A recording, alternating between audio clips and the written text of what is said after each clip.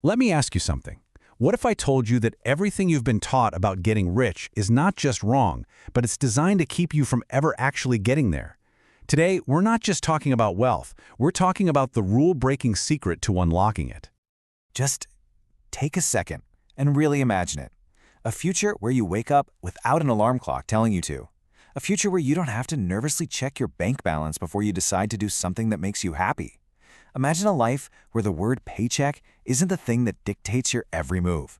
Now, be honest, does that sound like a fantasy? For most people, it really does. And here's the tough truth. Most of us are stuck on a treadmill. We're taught to trade our single most valuable asset, our time, which you can never get back, for a salary. You work, you get paid. You stop working, and guess what? The money stops too. It's that simple. But what if I told you that a handful of people who start out exactly where you might be right now, they find a totally different path, a path that has nothing to do with working harder, but everything to do with thinking differently. I want you to meet Wu Tanju. She wasn't born into money. She wasn't some finance prodigy. She was a writer, a literature major, who was way more into telling stories than reading spreadsheets. And yeah, in her late 20s, she was making good money, over $1 million a year, but she was burning through it just as fast on designer stuff and fancy dinners. Then, at 30, a bestseller hit and the money got serious. But that didn't make her free. It wasn't until she hit 36 that she achieved real, actual financial freedom. So how did she do it? Well, it wasn't about the big paycheck. It was about a massive shift in how she thought about money itself. It all boils down to this one powerful idea from Warren Buffett.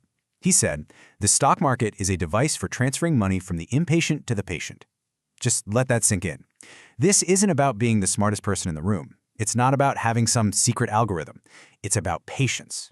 And that one simple idea is the key to this whole thing. So here's the big provocative question I want you to wrestle with. What if all the common sense financial advice you've been following, the stuff that's supposed to keep you safe, what if it's all just bars on a cage that's perfectly designed to make sure you work your whole life but never, ever achieve real wealth? Okay, so let's talk about that cage. Let's pull back the curtain and look at the invisible walls and the mental traps that keep so many smart, hardworking people stuck. And the very first thing you have to get is this. If you feel like you're spinning your wheels, the problem isn't you. It's not your work ethic, you are working hard enough.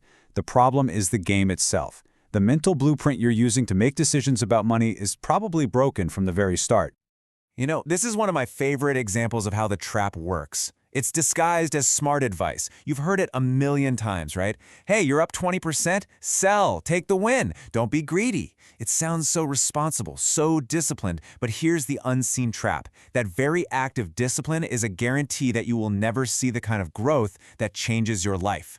You lock in a tiny gain and you miss out on the 10x or 20x return that actually builds a fortune. Let's make this real with a company like TSMC. Look at this journey. It's so typical. So you get in at 100, the stock goes up to 120. That little voice in your head, the smart advice voice, starts screaming. So you sell. You pocket your 20%, and you feel like a genius for a day. But then, the stock keeps climbing. It hits 200. Do you buy it again? No way. Your brain is now stuck on that old price. You tell yourself, oh, it's way too expensive now.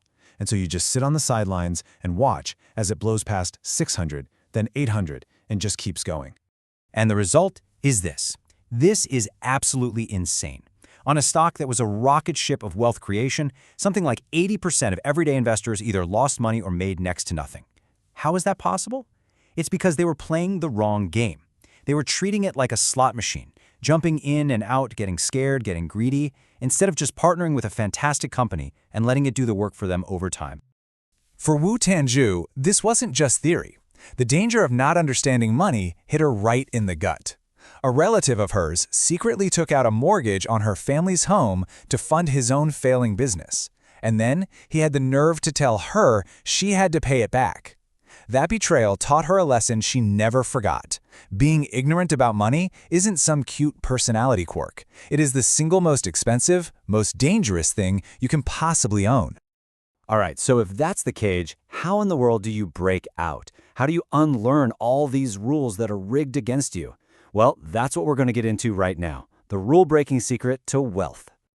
And look, the big secret isn't some hot stock tip. It's not a complicated crypto strategy. It's actually way simpler than that.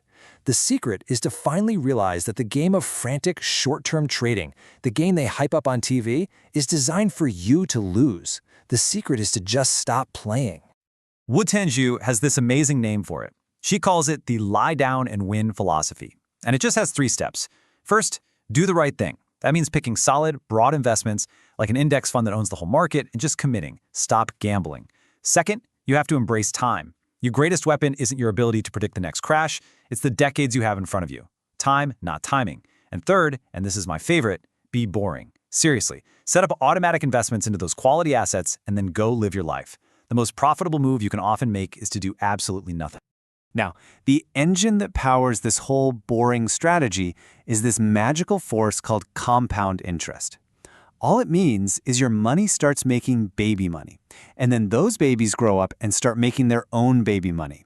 It's like a tiny snowball that you push off the top of a huge mountain, and by the time it reaches the bottom, it's an unstoppable avalanche of wealth. And you can see it right here on this chart. That straight line, that's simple growth. It's fine, it's steady, but that curve line, that's compounding.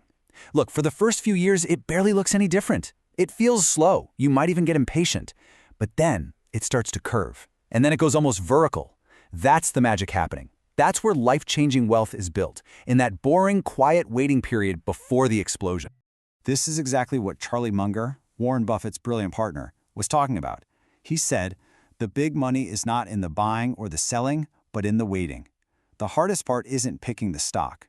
The hardest part is having the guts and the discipline to just sit there and wait.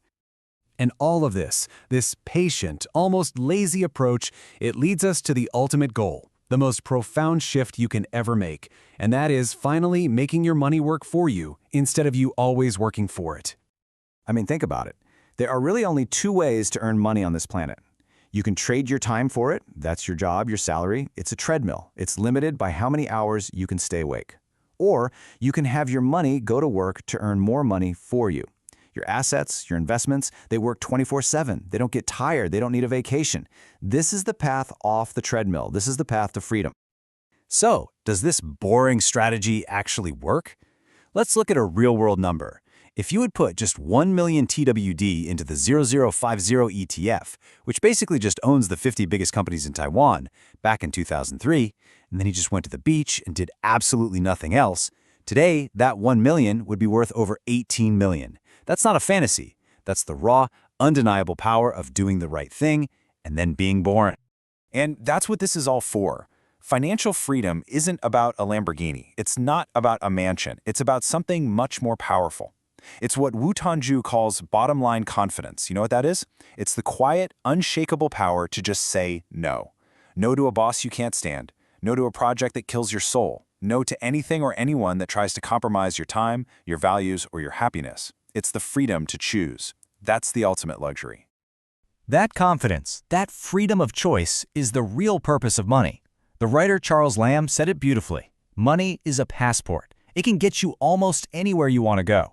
But remember, it's just the passport. It gets you through the gate. It's still up to you to have an amazing journey and build a happy life once you're there. Now you might be hearing all this and thinking, great, but I should have started a decade ago. It's too late for me. Let me stop you right there. That's just another mental trap. There's an old saying, the best time to plant a tree was 20 years ago, but the second best time, the only time that matters now, is today. Right now. So, I'm going to leave you with this final thought. Picture a train. This is the train of compounding, and it is moving. In fact, it's getting faster every single second. It is the most powerful force in the financial universe. Now that train can either carry you to a future of freedom and choice, or it can leave you standing on the platform, getting smaller and smaller in the distance. The train doesn't care what you choose, it's just going. The only question left is, are you getting on?